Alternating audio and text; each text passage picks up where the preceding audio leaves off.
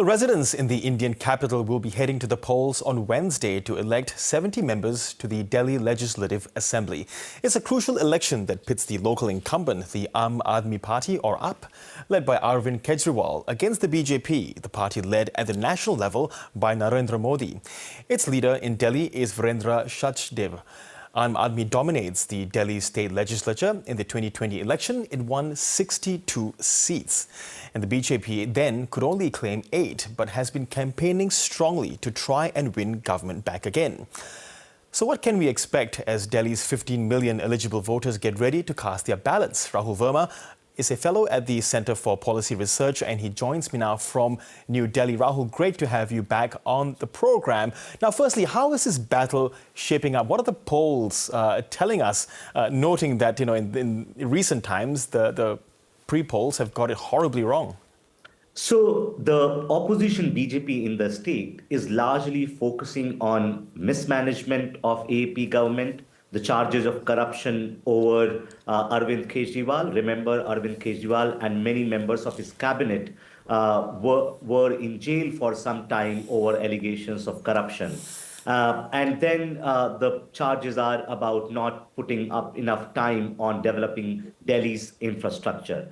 Whereas AP is campaigning largely on the kind of welfare schemes it has launched for Delhi's poor over the last 10 years, subsidized water and electricity, improvements in government hospitals and schools. And so I think it's a high-pitched battle where AP is largely relying on the bottom half of socio-economic pyramid, and BJP would hope that the middle classes turn out for them. A couple of days, the national budget was announced, and the government has sort of like given tax relief to income to some extent middle class income taxpayers, and would hope that this helps them in Delhi elections too. Yes, of course. We talked about Arvind Kejriwal. He was released on bail on corruption charges, but he says those are politically motivated. How big a role will he be playing? Of course, he is contesting the election. And are voters in Delhi still drawn to him? So, Arvind Kejriwal still remains a very... Okay, it does look like we have lost Rahul there. Sorry, Rahul, our apologies. We lost you there for a second. So I'll just go back to the question about Arvind Kejriwal. How big a role is he playing, and are our voters in Delhi still drawn to him?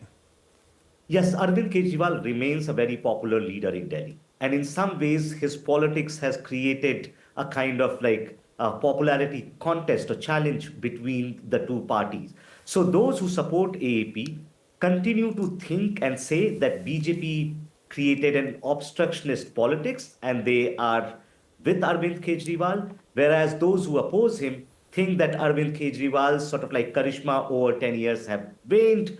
He emerged he came on the political scene after campaigning on anti-corruption theme in 2010-11. And so their allegations are that Arvind Kejriwal has lost his sheen. He is like any other politician and is now involved in sort of like making money for himself and his loved ones. And how do you assess the BJP's campaign? How badly does it want to win? Because we've seen very strong campaigns from the Prime Minister Narendra Modi and very senior cabinet ministers, including Amit Shah.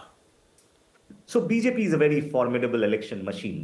By that, I don't mean that they win every election, but they put a lot of energy in every election, whether it's a small sort of like municipal election or elections at the national level.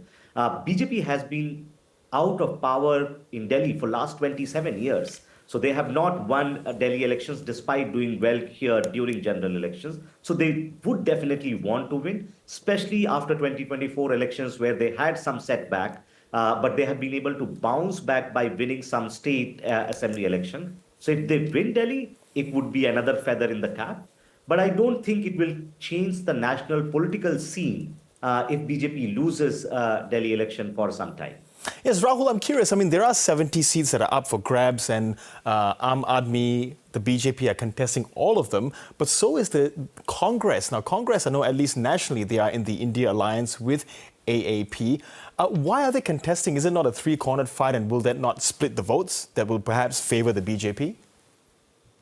So the BJP would hope for something like this, and AAP would definitely be wary of, a three-cornered fight. But Congress, which was in power in Delhi between 98 and 2013, is a very, very weak force in Delhi at the moment. In last assembly elections, they only got 5% vote and 0 seats. So even if they double their vote share, I don't think they are going to make much of a difference. I think while AP and Congress contested the general election a year ago together in Delhi, they have parted ways since then. I think there are two reasons. One, AP thinks any sort of like coalition with Congress in Delhi is not going to help them. Rather, it will basically backfire. And the worry, I think, the Congress is that if they allow AP to contest all seats, that they would be completely marginalized in the state. And so it's a classic dilemma of political parties who try to draw from same voter base to contest together or to contest separately. And do you think that might cause any long-term ruptures within the India alliance, or will things sort of blow over after these elections are over? No, I think that India alliance to begin with was an uneasy alliance. It was sort of like an alliance put together to contest against BJP in 2024 elections. I don't think that post-2024 elections, we have seen from different parties saying that it was just a 2024 election alliance. Any other sort of like dealings in future would be case-by-case basis. Okay, Rahul Verma, always appreciate your analysis on Indian politics. Thank you so much. Thank you, Girish, for having me.